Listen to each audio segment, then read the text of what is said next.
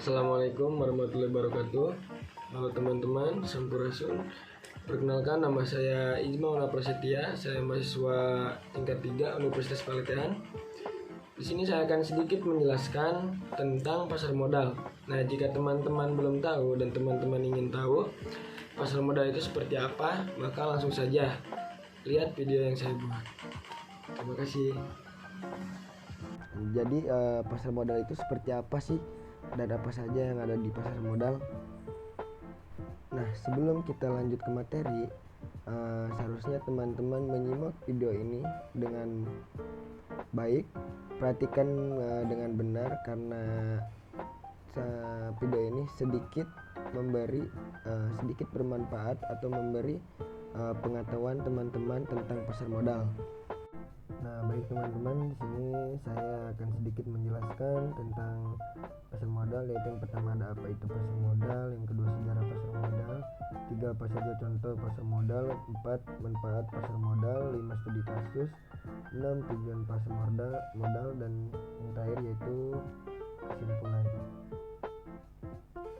Nah, penjelasan yang pertama itu ada apa itu pasar modal. Nah, apa itu pasar modal? Pasar modal merupakan kegiatan yang berhubungan dengan penawaran umum dan perdagangan efek perusahaan publik yang berkaitan dengan efek yang diterbitkannya, serta lembaga dan profesi yang berkaitan dengan efek. Kalau teman-teman bertanya, efek di pasar modal itu apa?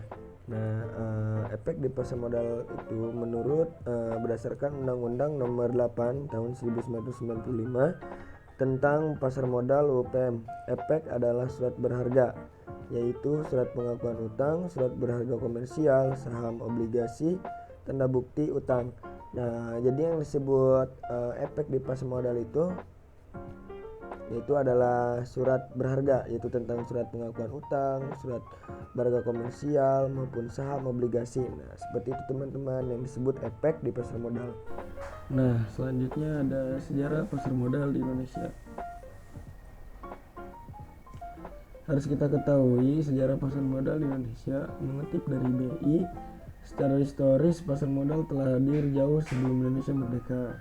Pasar modal atau bursa efek telah hadir sejak zaman kolonial Belanda, tepatnya pada tahun 1912 di Batavia.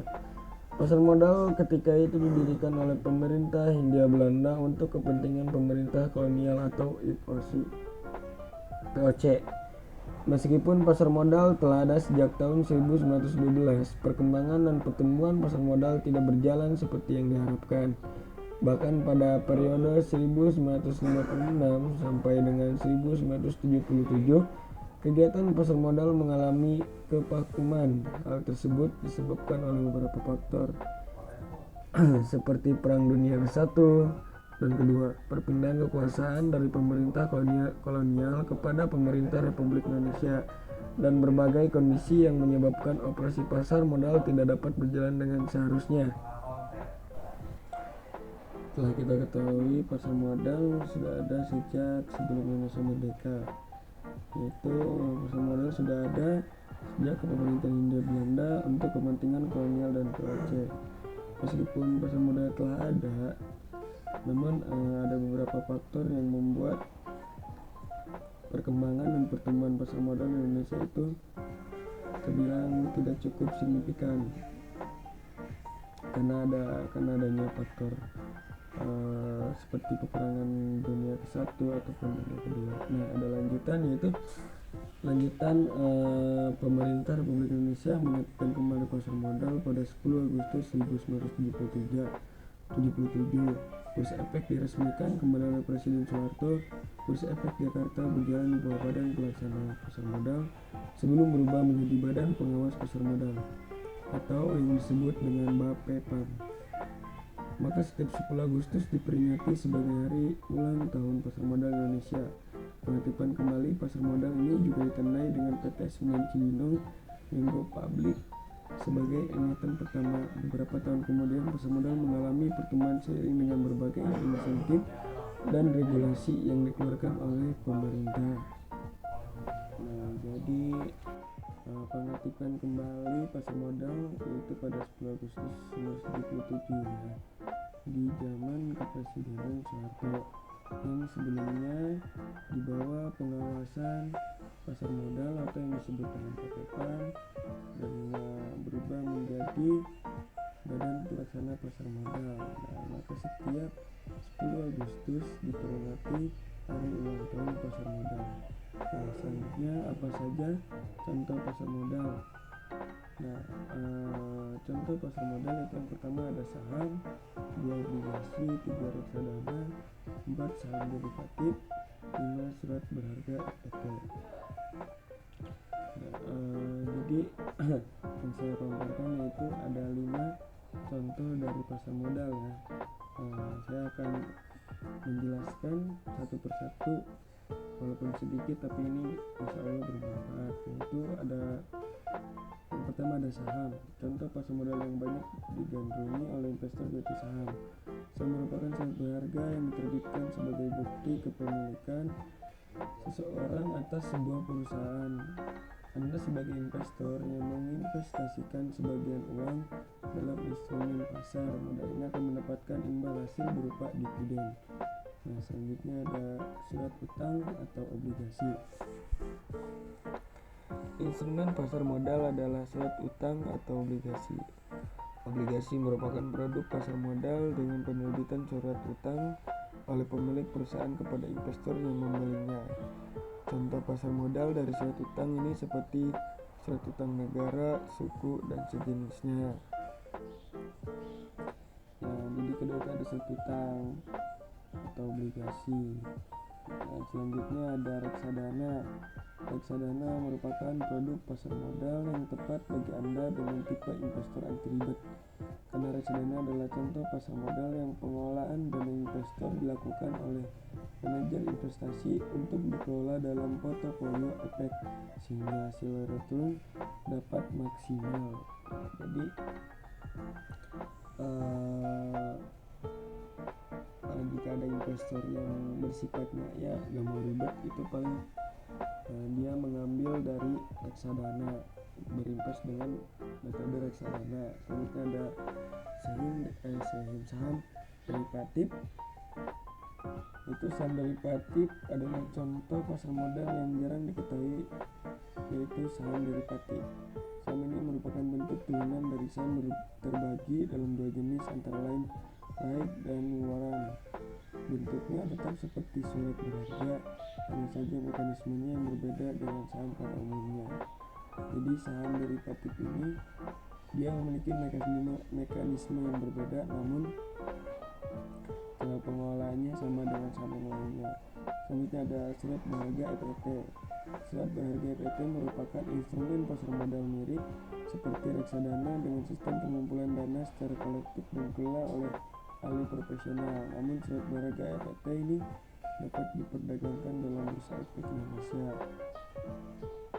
Jadi surat berharga EPT itu hampir sama dengan reksadana, yaitu cuma di surat berharga EPT itu dia mengumpulkan beberapa data atau mengoleksi data. Nah, selanjutnya ada manfaat pasar modal. Nah, jadi ada manfaat pasar modal bagi investor. Nilai investasi berkembang mengikuti pertumbuhan ekonomi. Peningkatan tersebut tercermin pada meningkatnya harga saham yang mencapai capital gain. Kedua, ada memperoleh dividen bagi mereka yang memiliki atau memegang saham, dan juga bunga yang mengembang bagi pemegang obligasi. Yang terakhir ada dapat sekaligus melakukan investasi dalam beberapa instrumen yang mengurangi resiko. Selanjutnya ada manfaat pasar modal bagi emiten. Jumlah dana yang dapat dihimpun berjumlah besar. Dana tersebut dapat diterima sekaligus pada saat perdana selesai. Tidak ada komponen sehingga manajemen dapat lebih bebas dalam pengelolaan dana atau perusahaan. Solvabilitas perusahaan tinggi sehingga memperbaiki citra perusahaan. Ketergantungan emiten terhadap bank menjadi lebih kecil. Nah, itu manfaat pasar modal bagi emiten. Nah, selanjutnya ada studi kasus pasar modal.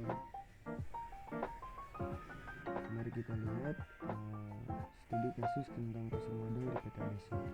PTBC adalah perusahaan teknologi yang telah berkembang pesat dan ingin melakukan penawaran umum perdana atau yang disebut IPO untuk mendapatkan dana tambahan guna mendukung ekspansi bisnis mereka. Sebelum IPO, PTBC melakukan studi pasar modal yang komprehensif. Mereka mulai dengan menganalisis kondisi pasar modal saat ini, termasuk tren pasar, sentimen investor, dan kinerja saham perusahaan sejenis. Selain itu, mereka mengevaluasi risiko-risiko yang terkait dengan IPO, seperti volatilitas pasar dan permintaan investor yang mungkin. Setelah itu, PTBC melakukan penilaian valuasi yang cermat untuk menentukan harga saham yang tepat. Mereka bekerjasama dengan bank investasi untuk melakukan pemasaran yang efektif kepada investor potensial, mengadakan presentasi, dan menjawab pertanyaan investor.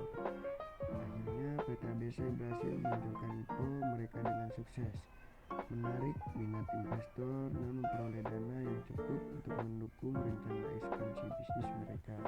Studi kasus ini menunjukkan pentingnya persiapan yang matang dan analisis yang teliti dalam menghadapi pasar modal. Nah, jadi itu studi kasus pasar modal yang pernah dilakukan oleh PTBC. Nah, selanjutnya ada tujuan pasar modal.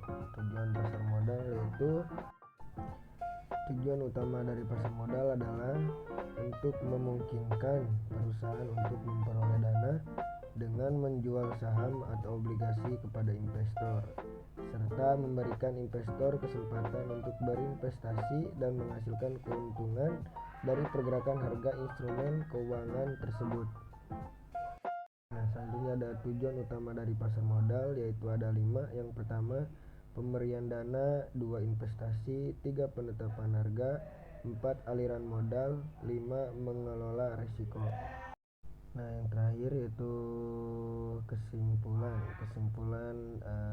pasar modal yang saya sedikit sampaikan, yaitu kesimpulan dari pasar modal adalah bahwa pasar ini merupakan sebuah mekanisme yang penting dalam ekonomi modern yang memfasilitasi aliran dana antara investor dan peminjam dengan menyediakan akses ke dana tambahan bagi perusahaan dan pemerintah, serta memberikan investor kesempatan untuk berinvestasi dan mengelola risiko. Pasar modal berperan dalam mendukung pertumbuhan ekonomi dan alokasi sumber daya yang efisien. Selain itu, pasar modal juga memainkan peran dalam penetapan harga aset finansial, memberikan likuiditas, dan menciptakan kesempatan bagi pelaku pasar untuk mendapatkan keuntungan. Dengan demikian, pasar modal merupakan bagian integral dari sistem keuangan yang memainkan peran penting dalam pembangunan ekonomi dan keuangan global. Nah, teman-teman, mungkin itu saja yang bisa saya sampaikan pada materi, yaitu tentang pasar modal. Nah, setidaknya walaupun sedikit tapi bisa bermanfaat bagi teman-teman dan menambah pengetahuan teman-teman tentang pasar modal, tentang sejarah pasar modal, apa itu pasar modal, apa itu efek di pasar modal, tujuan dan manfaat